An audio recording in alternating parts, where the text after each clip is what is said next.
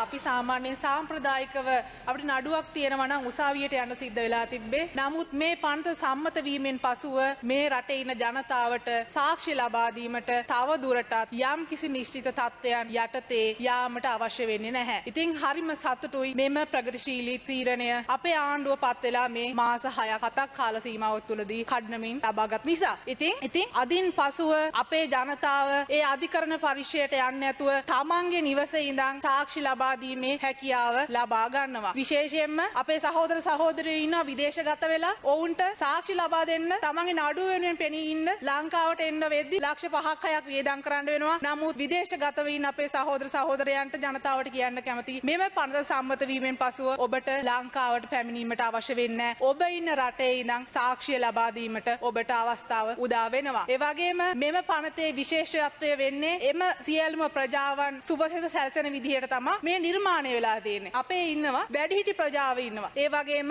ආබාධිත ප්‍රජාව ඉන්නවා. මේ සියලු ප්‍රජාවන් අධිකරණයේ භූමියට යද්දී විවිධ අපහසුතාවයන්ට පත් වෙනවා. අපේ වැඩිහිටි ප්‍රජාවට ආබාධිත ප්‍රජාවට තව දුරටත් අධිකරණයට යාමට අවශ්‍ය වෙන්නේ නැහැ. තමන්ගේ අධිකරණ කටයුතු නිවසේ සිටම සිද්ධ කර ගැනීමට යුක්තිය ළඟා කර ගැනීමට ඔවුන්ට අවස්ථාව උදා වෙලා තියෙනවා. අපේ කුඩා දරුවෝ ඉන්නවා, පරිවාසවල ඉන්න දරුවෝ ඉන්නවා. එම දරුවන්ව අධිකරණ වලට අවුරුදු 4-5 තිස්සේ ඉදිරිපත් කරද්දී බන්ධනාගාර බස් අතවල ඉන්න විවිධ පුද්ගලයන් සමග අපරාධකරුවන් සමග මුසුවීම සිද්ධ වෙනවා. නමුත් මේ පනත හරහා එම දරුවන්ව ඒ අදාළ ඉන්න ස්ථානවල ඉඳලම අධිකරණයට ඉදිරිපත් කිරීමට අවස්ථාව මේ පනත හරහා උදා වෙනවා. ඉතාමත් හොඳ ප්‍රගතිශීලී තත්ත්වයක්. අපේ අධිකරණ අමාත්‍යාංශයේ යටතේ ඔන්න අද මෙම පනත සම්මත කර ගැනීමෙන් පළමු පියවර තබනවා අධිකරණ ශාස්ත්‍රය ඩිජිටල් කරණයට ලක් කර ගැනීමට. තාම ලංකාවේ අධිකරණ ශාස්ත්‍රයේ තියෙන අධිකරණ පරිශ්‍රයේ තියෙන කඩදාසි යුගයේ. ඉතින් ඒ කඩදාසි යුගයෙන් බැහැර වෙලා ඔන්න දැන් තාක්ෂණික යුගයට පාඩිය තියන්න දැන් සිද්ධ වෙලා තියෙනවා. ඒ වෙනුවෙන්